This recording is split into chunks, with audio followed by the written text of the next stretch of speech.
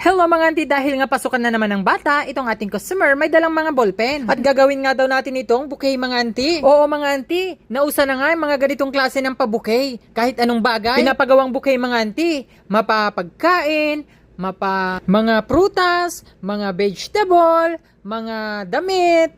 Kahit ano na nga lang mga auntie, pinapagawang bouquet eh. Pero mga auntie, syempre tayo mga Pilipino, hindi natin yan inuurungan. Gawa lang tayo ng gawa.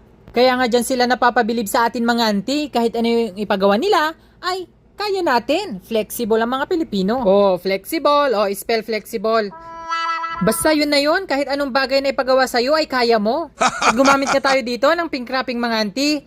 At ito na nga mga auntie, tapos na yung ating bouquet. Basta pasukan ng mga bata mga auntie, mga ganito yung klase mga regalo ang binibigay nila.